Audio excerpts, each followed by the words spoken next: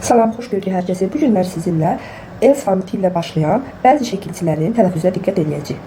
Deməli, el samiti ilə başlayan şəkilçilər Z, D, N, R, S, Ş, T samitlərini bitən sözlərə əlavə olunarsa, burada fərqli tələffüz müşahidə edəcəyik.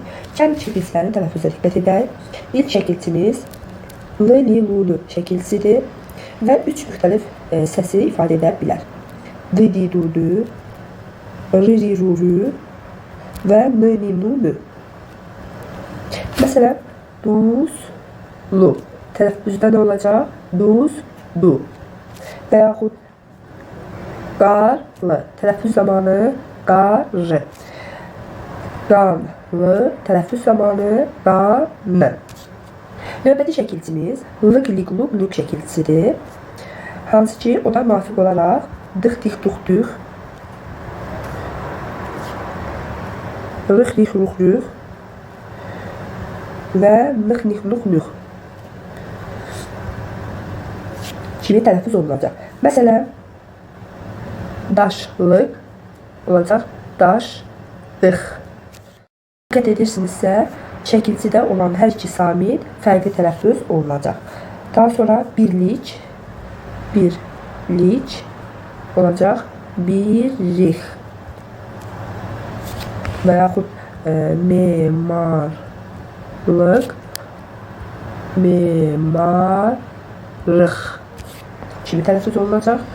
Və yaxud qaranlıq, qaranlıq kimi tələffüz olunacaq. İndi isə la şəkilçinin tələffüz formalarına baxaq. La şəkilçisi müvafiq olaraq da, ra, rə, eləcə də na, nə kimi tələffüz olunacaq. Məsələn, təmizlə, təmizlə və yaxud hazırla, hazıra, düyünlə,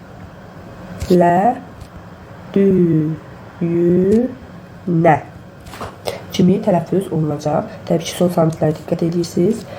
Növbəti şəkilçimiz lanlə şəkilçisidir. Müvafiq olaraq dan, dən, nan, nən və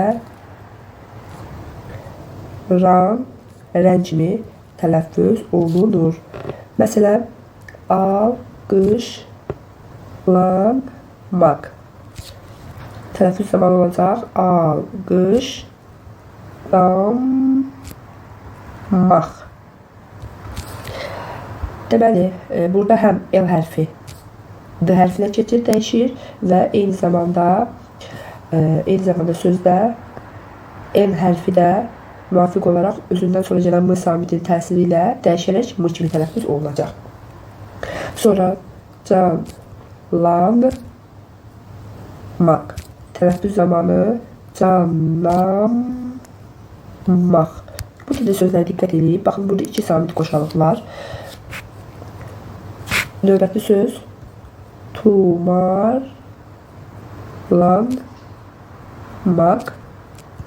Tumarlanmaq. Yenə eyni ilə burada da 2 samit qoşalığı müşahidə olunur. Növbəti şəkilçimiz laşlə şəkilçisidir. Bu sözün də tələffüzlə, sözlərdə olan tələffüzünə baxaq. Şəkilçinin daş, dəş, naş, nəş və raş, ləş kimi tələffüz olunacaq. Dərdləşmək. Nə olacaq? Dərd, dəşmək. Diqqət edin, burada sözün son samiti T kimi tələffüz olunur. L hərfi isə D kimi tələffüz olunacaq. Cavanlaşmaq tələffüz olacaq. Cavanlaşmaq. Daha sonra fikirləşmək tələffüz zamanı olacaq. Fikirləşmək. Növbəti şəkilçimiz larla şəkilçidir. Müvafiq olaraq dar, rar və nar kimi tələffüz oluna bilir. Məsələn, adətlər. Tələffüz zamanı a səs uzanması olacaq, eyni zamanda adətlər. Və yaxud əsgərlər. Tələffüz zamanı əsgərlər. Oğlanlar. Tələffüz zamanı oğlanlar. Qiymət şəkilçimiz isə tək variantlı laq şəkilçisidir və tələffüz zamanı dağ kimi tələffüz oluna bilir. Məsələn, duzlaq, duz, dağ. Qışlaq, qış, dağ. Otlaq, ot, dağ. Və s. Olaraq sizə bunu da deyim ki, la şəkilçisində həm zərf düzəldən leksik şəkilçi kimi, həm də qoşma və bağlayıcı kimi sözlərin tələffüzündə nan kimi tələffüz olunur. Ona diqqət edək. Deməli, öncə belə qeyd edək. La nan kimi tələffüz oluna bilir və hansı diksiyələrdə, məsələn, zərf. Burada qoşma, burada da sizə bağlayıcı önündə yazaq. Bağlayıcı. Məsələn, zərf kimi cəsalətlə. Tələffüz zamanı cəsalətlə. Yəni, həm səs dəyişmə, həm səs artımı olacaq. Qoşma kimi, məsələn, telefonla, telefonla kimi tələffüz olunacaq. Və yaxud bağlayıcı kimi götürsək, qələmlə. Tələffüz zamanı qələmlə kimi tələffüz olunacaq. Bunu da qeyd edeyim ki, sizə bilir ki, burada lalə, qoşma və bağlayıcı kimi ilənin şəkilçiləşmiş formasıdır.